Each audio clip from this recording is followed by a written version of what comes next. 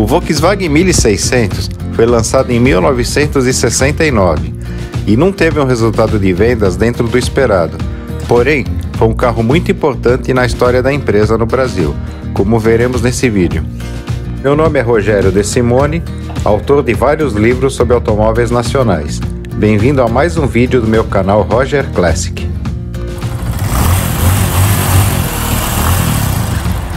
A Volkswagen do Brasil foi fundada em março de 1953, no bairro do Ipiranga, em São Paulo. E em 1956, começou a construir a sua nova fábrica em São Bernardo do Campo, também em São Paulo, que existe até os dias de hoje. Os veículos fabricados no Brasil eram os mesmos que já eram feitos na Alemanha há algum tempo, ou seja, a Kombi, que por aqui foi lançada em 1957, o Sedan 1200, lançado em 1959, e o Karmann Ghia, apresentado em 1962. Todos os carros da marca tinham a mesma mecânica, ou seja, motor traseiro, refrigerado a ar, 1.192 cm3 e 36 cavalos de potência, conhecidos como motor 1200. Tinha como característica a robustez e a manutenção barata, mas o desempenho não era o seu forte, mesmo para um Karmann Ghia, um carro com pretensões esportivas. Em 1967, a Volkswagen apresentou motores mais potentes. No Fusca, aumentou a cilindrada para 1.285 cm3, com 46 cavalos, o que melhorava um pouco seu desempenho. Esse motor era chamado de 1300. Já o Karmann Ghia e a Kombi receberam uma versão ainda maior, com 1.493 cm3 e 52 cavalos, ganhando mais vigor. Esses motores eram popularmente chamados de 1500.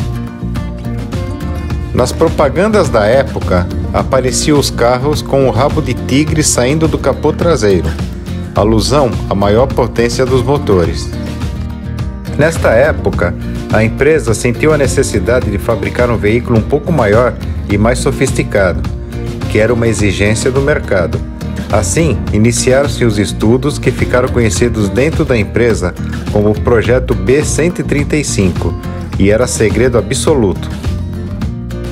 A inspiração para esse novo carro era o modelo lançado na Alemanha em 1961, chamado de Tipo 3, que era uma necessidade do mercado alemão na época de fabricar um Volkswagen maior, de melhor acabamento, mais potente e destinado ao público mais exigente. Até então, a empresa só fabricava o Fusca, a Kombi e o Karmann Ghia. O Tipo 3 foi apresentado como série 1500, devido à cilindrada do motor. Inicialmente, além do 3 volumes, havia o conversível e a perua variante. No Brasil, em 1968, protótipos do novo carro já eram flagrados pela imprensa especializada, em testes pelas ruas e estradas. Foi então que o público soube se tratar do Tipo 3 alemão, com melhorias no visual realizadas pelo Departamento de Estilos da Volkswagen brasileira. Durante alguns meses, foram realizados exaustivos testes para que o carro pudesse se adaptar às condições brasileiras. Aliás, o ano de 1968 estava sendo de muita euforia no mercado brasileiro. Muitas novidades estavam sendo anunciadas pelos concorrentes para um lançamento em breve. O Sedan 1600 foi apresentado ao público no Salão do Automóvel em dezembro de 1968 e foi uma das principais atrações do evento, que tinha também outras boas novidades, com grandes lançamentos. A GM apresentou o super aguardado Opala e a Ford o Corcel, concorrente direto do Sedan 1600. Fora do Salão do Automóvel, como era costume na época, a Volkswagen realizou várias festas para o lançamento do carro. O Sedan 1600 chamou muita atenção dos convidados, por ser um veículo de estilo muito belo, mais reto que seu irmão alemão e também por ser diferente de tudo que o consumidor da marca estava acostumado. As novidades eram muitas, a começar pelas 4 portas e a carroceria 3 volumes, ou seja, porta-malas, habitáculo dos passageiros e motor em partes bem definidas, O tamanho era bem maior que o Fusca, rendendo a denominação de Volkswagen tamanho família por parte da imprensa, já que havia espaço para 5 pessoas. Internamente, o carro trazia um acabamento mais refinado, com bancos revestidos de plástico. O painel tinha o velocímetro com odômetro parcial, indicador do nível de combustível, cinzeiro, porta-luvas e alça de segurança, numa época em que o uso do cinto de segurança não era obrigatório. Havia também o local para a colocação do rádio e do relógio elétrico, que eram equipamentos opcionais. O painel era revestido com material imitando madeira. O motor era o maior já feito pela Volkswagen do Brasil, com 1.584 cm3 e 60 cavalos, conhecidos como motor 1600. A velocidade máxima girava em torno de 135 km por hora. A frente vinha com grandes faróis retangulares e piscas nos paralamas. A traseira trazia lanternas com luz de ré acoplada, que era uma novidade. As rodas e as calotas também eram novas. Outras novidades no carro em relação aos outros modelos da marca eram freio a disco nas rodas dianteiras, mais eficientes, 2 barras estabilizadoras, uma na frente como nos outros Volkswagen e mais uma no eixo traseiro, que melhorava seu comportamento em curvas. Bocal de entrada de gasolina do lado externo, não havendo necessidade de abrir o capô para abastecer. Para-sóis reguláveis, podendo colocá-lo na frente ou para o lado. E finalmente o para-brisa em formato curvo, tipo panorâmico, melhorando a visibilidade. O Volkswagen 1600 ganharia alguns apelidos, como Volks 4 portas ou Fusca 4 portas. Porém, o apelido que mais pegou foi Zé do Caixão, que praticamente virou o nome, já que é assim que ele é conhecido até os dias de hoje.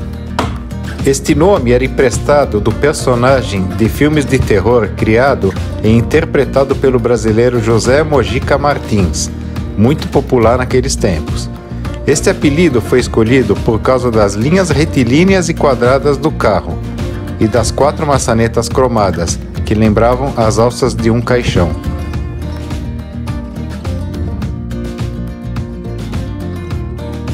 O Volkswagen 1600 tinha 2 concorrentes.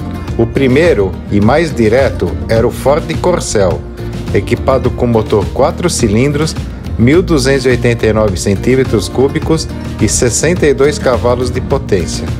O Corcel tinha vantagem por apresentar mais versões, como carroceria de 2 ou 4 portas, luxo ou standard, além do esportivo GT. O outro era o Chevrolet Opala, que era maior e tinha 2 opções de motores, 6 cilindros ou 4 cilindros. Este último concorria, mesmo que mais indiretamente, com o Volkswagen 1600. Em 1969, 2 novidades foram apresentadas.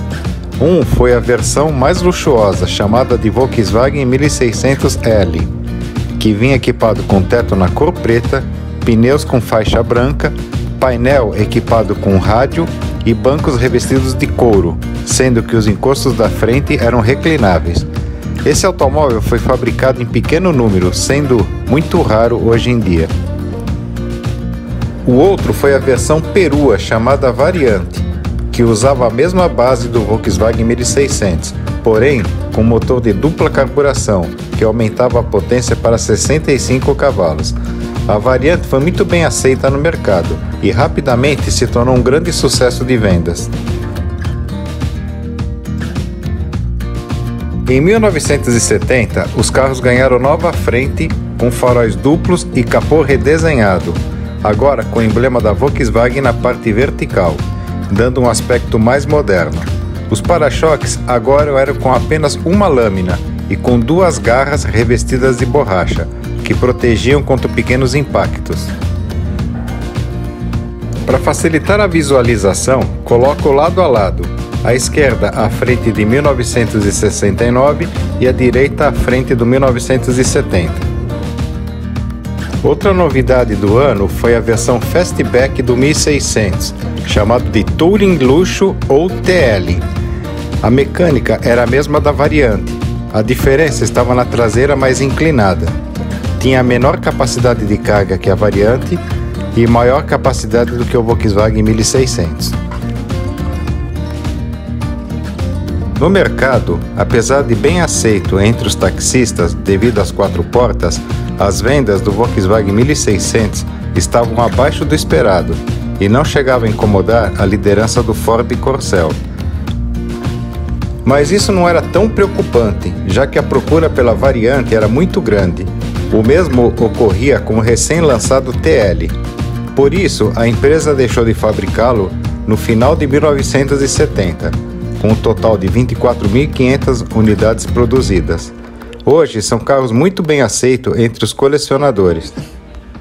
Apesar de não ter sido um sucesso de vendas, o Volkswagen 1600 foi muito importante para a história da empresa, já que foi com ele que foi inaugurada uma nova série com motor 1600, que faria muito sucesso equipando vários carros nas décadas seguintes. Hoje conhecemos a história do Volkswagen 1600 Zé do Caixão. Se gostou, deixe seu like e se inscreva no canal. Agradeço por ter assistido. Até o próximo vídeo.